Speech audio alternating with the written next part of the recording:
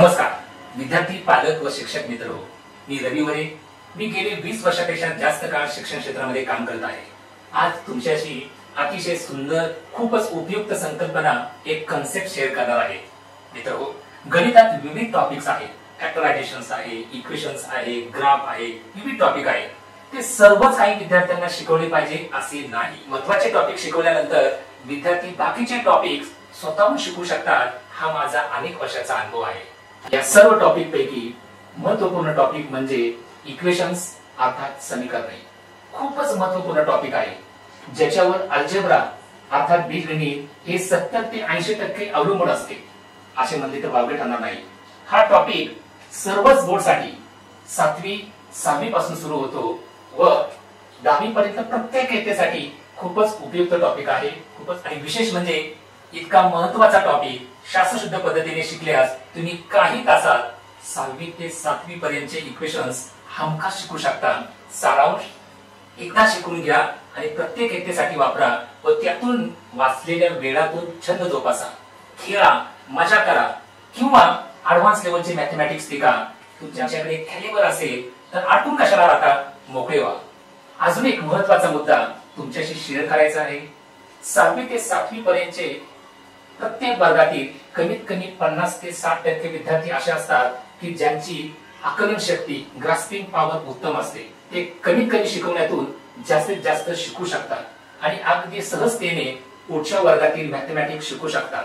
आणि मला खात्री आहे की इक्वेशन्स मधील नेक्स्ट लेवलचे इक्वेशन्स म्हणजे क्वाड्रॅटिक इक्वेशन, सायमल्टेनियस इक्वेशन, हे इक्वेशनचे प्रकार देखील ते शिकू शकतात. म्हणून मला वाटते की अशा प्रकारच्या विद्यार्थ्यांनी, ज्यांची आकलन शक्ती उत्तम आहे, ग्रास्पिंग पॉवर उत्तम आहे, अशा विद्यार्थ्यांनी 9वी 10वीतच गेल्यावर हे शिकले पाहिजे असे काही नाही. आणि जर आपण असा विचार करत असू तर तो त्यांच्यावरती अन्याय ठरणार नाही का? आपण त्यांची क्षमता पुरेपूर उपयोगात आणली पाहिजे. आणि सर्व पालकांना मला एक सांगावंसे वाटते की ह्या 50-60% तुमचा मुलगा किंवा मुलगी आहे असे वाटत असल्यास त्याच्या बुद्धिमत्तेला जरूर वाव द्या. मित्रहो, एक शिक्षक म्हणून अजून एक मुद्दा तुमच्याशी शेअर करावासा वाटतो. खंडित स्वरूपात शिकण्यापेक्षा एकत्रित शिका. म्हणजे लिनियर इक्वेशन्स, रेषीय समीकरणे, त्यानंतर येतात एकसामायिक समीकरणे म्हणजे सायमल्टेनियस इक्वेशन, त्यानंतर येतात क्वाड्रॅटिक इक्वेशन्स म्हणजे वर्ग समीकरणे.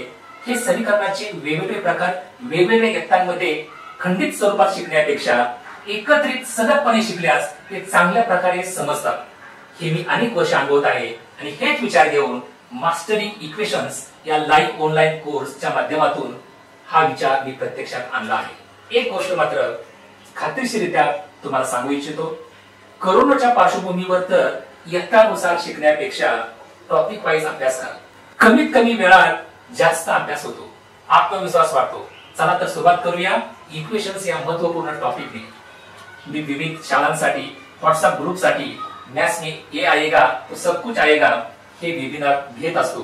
त्या वेबिनारला जरूर उपस्थित राहा आणि इक्वेशन्स हा टॉपिक शिकल्यानंतर गणित हा विषय कशा पद्धतीने सोपा होतो हे समजावून घ्या.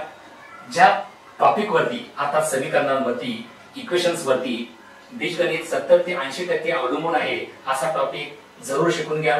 ही संकल्पना तुम्हाला आवडली असेल, ही कन्सेप्ट तुम्हाला जर आवडली असेल तर 8888659859 या व्हॉट्सअप नंबर वरती संपर्क करा आणि मैथ्स में ये आएगा तो सब कुछ आएगा या वेबिनारला मात्र जरूर उपस्थित राहा. धन्यवाद. थँक्यू.